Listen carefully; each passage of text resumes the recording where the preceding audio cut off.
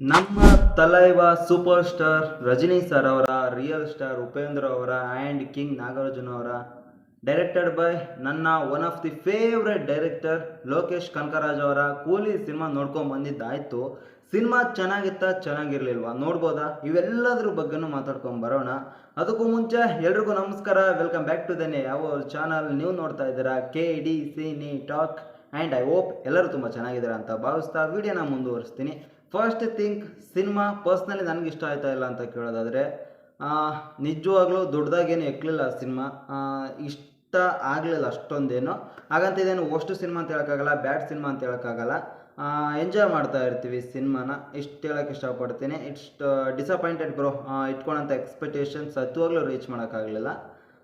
ಲೋಕೇಶ್ ಕನಕರಾಜ್ ಅವ್ರ ಕಡೆಯಿಂದ ಮತ್ತೊಂದು ಡಿಸಪಾಯಿಂಟೆಡ್ ಸಿನಿಮಾ ಅಂತಲೇ ಹೇಳ್ಬೋದು. ಇಂಡೆಪ್ತಾಗಿ ಮಾತಾಡೋಣ. ಆ್ಯಂಡ್ ಫಸ್ಟ್ ಥಿಂಗ್, ಸಿನಿಮಾದ ಒನ್ಲೈನ್ ಸ್ಟೋರಿ ಕಡೆ ಬರೋದಾದರೆ, ಇದು ಒಂದು ಪ್ರಾಣ ಸ್ನೇಹಿತನ ಸುತ್ತ ನಡೆಯುವಂಥ ಒಂದು ಸ್ಟೋರಿ. ಇದನ್ನು ನೀವು ಟ್ರೈಲರಲ್ಲಿ ನೋಡಿದ್ರೂ ಆರಾಮಾಗಿ ಅರ್ಥ ಆಗೋಗುತ್ತೆ, ದೊಡ್ಡದಾಗಿ ನಾನು ಬಿಚ್ಚಿಟ್ಟಿಲ್ಲ. ಆ್ಯಂಡ್ ಸಿನಿಮಾ ಇಂಡೆಪ್ತಾಗಿ ಮಾತಾಡೋಕೆ ಹೋದರೆ ಒಂದು ಸ್ವಲ್ಪ ಸ್ಪಾಯ್ಲರ್ ಆಗ್ಬೋದು, ಹಾಗಾಗಿ ನಾನು ಏನು ಒಳಗಿರೋದನ್ನು ಹೇಳೋಕ್ಕೋಗಲ್ಲ, ಮ್ಯಾಗ ಹೇಳ್ಕೊಂಡು ಬಂದ್ಬಿಡ್ತೀನಿ. ಈ ಸಿನಿಮಾದಲ್ಲಿ 3 ಥಿಂಗ್ಸ್ ನನಗೆ ಪರ್ಸ್ನಲಿ ತುಂಬ ಇಷ್ಟ ಆದವು. ಆ 3 ಥಿಂಗ್ಸ್ ಬಗ್ಗೆ ಆಮೇಲೆ ಮಾತಾಡ್ಕೊಂಬರೋಣ. ಮೊದಲು ಫಸ್ಟ್ ಹಾಫ್ ಬಗ್ಗೆ ಮಾತಾಡೋದಾದರೆ, ಫಸ್ಟ್ ಹಾಫಲ್ಲಿ ಒಂದು 30 ಮಿನಿಟ್ಸ್ ತುಂಬ ಚೆನ್ನಾಗಿ ಹೋಗುತ್ತೆ ಗುರುವೆ. ಕ್ಯಾರೆಕ್ಟರ್ಗಳನ್ನ ತುಂಬ ಚೆನ್ನಾಗಿ ಇಂಟ್ರೊಡ್ಯೂಸ್ ಮಾಡ್ತಾ ಇರ್ತಾರೆ, ಒಳ್ಳೊಳ್ಳೆ ಫ್ರೇಮ್ಸ್ ಸಿಗ್ತವೆ ನೋಡೋದಕ್ಕೆ, ಎಂಜಾಯ್ ಮಾಡ್ತಾ ಇರ್ತೀವಿ. ಏನಂತಾರೆ, ಪ್ರತಿಯೊಂದು ಕ್ಯಾರೆಕ್ಟ್ರಿಗೂ ಪ್ರತಿಯೊಂದು ಏನಂತಾರೆ ಫ್ರೇಮ್ಸ್ ತುಂಬ ಚೆನ್ನಾಗಿ ಬೀಳ್ತಾ ಇರ್ತವೆ, ಇಂಟ್ರೊಡ್ಯೂಸ್ ತುಂಬ ಚೆನ್ನಾಗಿ ಆಗ್ತೈತೆ. ಲೋಕೇಶ್ ಕನಕರಾಜ್ ಅವರು ಫಸ್ಟ್ 30 ಮಿನಿಟ್ಸ್ ತುಂಬ ಚೆನ್ನಾಗಿ ಬರ್ಕೊಂಡಿದ್ದಾರೆ. 30 ಮಿನಿಟ್ಸ್ ಮಾತ್ರ. ಆಮೇಲೆ ಇದೇನಿದು ಲೈನೇ ತಗೊತಾ ಇಲ್ಲಲ್ಲ, ಓಕೆ ಸೆಟಪ್ ಮಾಡಿದರು, ಮುಂದೇನು ಅಂತ ಕಾಯ್ತಾ ಇರ್ತೀವಿ. ಥ್ರೂಔಟ್ ದ ಸಿನಿಮಾ ನಾವೇನು ಆ ಲೈನ್ಗೆ ಕಾಯ್ತಾ ಇರ್ತೀವಲ್ಲ, ಒಂದೇ ಲೈನಲ್ಲಿ ಹೋಗೋದೇ ಇಲ್ಲ ಸಿನಿಮಾ. ಫ್ರೇಮ್ಸ್ ಬೀಳ್ತಾ ಇರ್ತವೆ, ಎಂಜಾಯ್ ಮಾಡ್ತಾ ಇರ್ತೀವಿ, ಖುಷಿ ಪಡ್ತಾ ಇರ್ತೀವಿ. ಹಾಗಂತೇಳಿ ಇದು ಸೀನ್ ಅಂತ ಇರಲ್ಲ. ಇಂಟರ್ವಲ್ ಸೀನ್ ಬರುತ್ತೆ. ಇಂಟರ್ವಲ್ ಸೀನಲ್ಲಿ ಒಂದು ಸೀನ್ ಇದೆ ಗುರುವೆ, ನಿಜವಾಗ್ಲೂ ಬೆಸ್ಟ್ ಸೀನ್, ನನಗಂತೂ ತುಂಬ ಇಷ್ಟ ಆಯ್ತು. ಇನ್ನೇನು ಸ್ಟೋರಿ ಟೇಕ್ ಆಫ್ ಆಗುತ್ತಪ್ಪ, ಇನ್ನೇನು ಮುಂದೆ ನಡೆಯುತ್ತೆ ಅನ್ನೋ ಟೈಮ್ನಾಗ ಏನೂ ಆಗಿರೋದು, ಅಲ್ಲಿವರೆಗೂ ಎತ್ತ ಹೋಗ್ತಾ ಇದೆ ಸ್ಟೋರಿ, ಏನು ತಗೊಂಡು ಹೋಗ್ತಾ ಇದ್ದಾರೆ.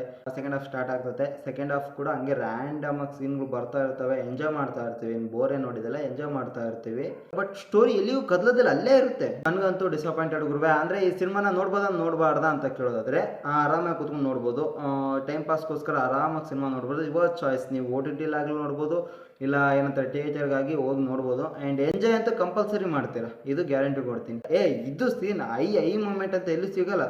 ನೆಗೆಟಿವ್ ಅಂತ ಏನು ಹೇಳೋಕೆ ಬರಲ್ಲ ಗುರುವೆ, ಇಷ್ಟೇ ಇದು. ನೆಗೆಟಿವ್ ಅಂತ ಏನು ಹೇಳೋಕೆ ಬರಲ್ಲ. ಹಾಗಂತೇಳಿ ಎಲ್ಲ ಬಿಚ್ಚಿಡೋಕ್ಕೂ ಆಗಲ್ಲ, ಸ್ಪಾಯ್ಲರ್ ಆಗಿಬಿಡುತ್ತೆ.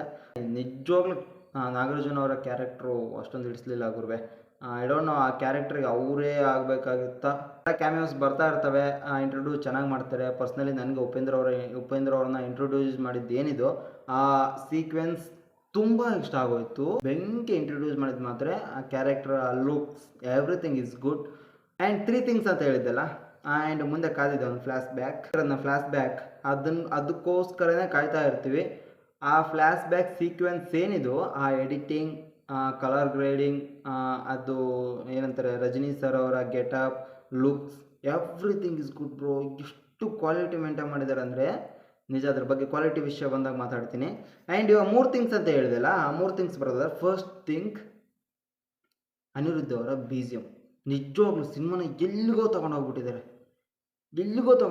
ಅವ್ರದ್ದು BGM ಇರಲಿಲ್ಲ ಅಂದರೆ ಸಿನಿಮಾ ಏನೂ ಇಲ್ಲ ಗುರು, ಏನೂ ಇಲ್ಲ. ಪ್ರತಿಯೊಂದು ಸೌಂಡ್ ಡಿಸೈನ್, ಆ BGM, ಆ ಫೈಟ್ ಸೀಕ್ವೆನ್ಸಲ್ಲಿ ಆ ಸೌಂಡ್ ಡಿಸೈನ್ಸ್, ಎವ್ರಿಥಿಂಗ್ ಬೆಂಕಿ ಚಿಂದಿ ಅಂದ್ಕೊಳ್ಳಿ. BGM ಮಾತ್ರ, ಆ BGM ಇಂದನೇ ಸಿನಿಮಾ. BGM and next thing quality. ಇದೇನು ದೊಡ್ಡ ವಿಷಯ ಅಲ್ಲ, ದೊಡ್ಡದಾಗಿ ಮೆನ್ಷನ್ ಮಾಡೋ ಅವಶ್ಯಕತೆನೂ ಇಲ್ಲ ಅಂದ್ಕೊಳ್ತೀನಿ. ಯಾಕಂದರೆ ಲೋಕೇಶ್ ಕನಕರಾಜ್ ಅವರ ಸಿನಿಮಾದಲ್ಲಿ ಯಾವ್ದ್ರಲ್ಲಿ ಕಾಂಪ್ರಮೈಸ್ ಆಗ್ತಾರಲ್ಲ ಗೊತ್ತಿಲ್ಲ, ಈ ಕ್ವಾಲಿಟಿ ವಿಷಯದಲ್ಲಿ ಮಾತ್ರ ಯಾವತ್ತೂ ಕಾಂಪ್ರಮೈಸ್ ಆಗಲ್ಲ. ಕ್ವಾಲಿಟಿ ಮಾತ್ರ ಈ ಪ್ರೊಡಕ್ಷನ್ ಹೌಸ್ ಏನಂತಾರೆ, ಪ್ರೊಡಕ್ಷನ್ ಕ್ವಾಲಿಟಿ ಮಾತ್ರ ನೆಕ್ಸ್ಟ್ ಲೆವೆಲ್. ಆ CG ವರ್ಕ್ಸ್ ತುಂಬ ಚೆನ್ನಾಗಿ ಮಾಡಿದ್ದಾರೆ. ಹೇಳ್ತಾನಲ್ಲ, ಫ್ಲ್ಯಾಶ್ ಬ್ಯಾಕಲ್ಲಿ ಬರುವಂಥ ಎಡಿಟಿಂಗ್ ಆಗಿರ್ಬೋದು, ಆ ಕಲರ್ ಗ್ರೇಡಿಂಗ್ ಆಗಿರ್ಬೋದು, ಎಫೆಕ್ಟ್ ಆಗಿರ್ಬೋದು, ತುಂಬ ಚೆನ್ನಾಗಿ ಯೂಸ್ ಮಾಡ್ಕೊಂಡಿದ್ದಾರೆ.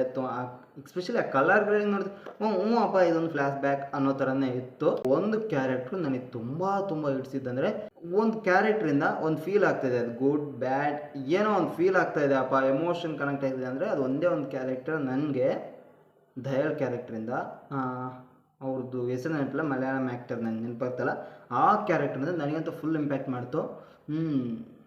ಆ್ಯಕ್ಟಿಂಗ್ ಮಾತ್ರ ಚಿಂದಿ ಗುರುವೆ ಅವ್ರದ್ದು. ನೆಕ್ಸ್ಟ್ ಲೆವೆಲ್ ಆ್ಯಕ್ಟಿಂಗ್ ಮಾತ್ರ. ಇನ್ನು ಎಲ್ಲರದ್ದು ಆ್ಯಕ್ಟಿಂಗ್ ಕಡೆ ಬರೋದಾದರೆ ಅವರ ರೋಲಲ್ಲೇ ತುಂಬ ಚೆನ್ನಾಗಿ ಆ್ಯಕ್ಟ್ ಮಾಡಿದ್ದಾರೆ. ಅಷ್ಟೇ, ಇನ್ನೇನು ಹೇಳೋಕ್ಕಾಗಲ್ಲ ನಾನು. ಒಟ್ಟಿನಲ್ಲಿ ಸಿನಿಮಾ ನೋಡ್ಬೋದು, ಥಿಯೇಟರ್ಗೆ ಹೋಗಿ ನೋಡುವಂಥ ಸಿನಿಮಾ ಆಗುತ್ತೆ. ಅಂದರೆ ಒ ಟಿ ಟಿಗೋಸ್ಕರ ಕಾಯ್ತೀರ ಅಂದರೆ ಒ ಟಿ ಟಿಯಲ್ಲಿ ಕಾಯ್ಬೋದು, ನೋಡ್ಬೋದು.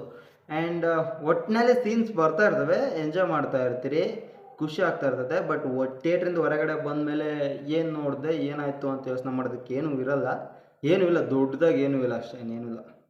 ಅಷ್ಟೇ, ಇಷ್ಟು ಹೇಳ್ತಾ ಈ ವಿಡಿಯೋನ ಇಲ್ಲಿಗೆ ಮುಗಿಸೋಣ ಅಂದ್ಕೊಳ್ತಾ ಇದ್ದೀನಿ.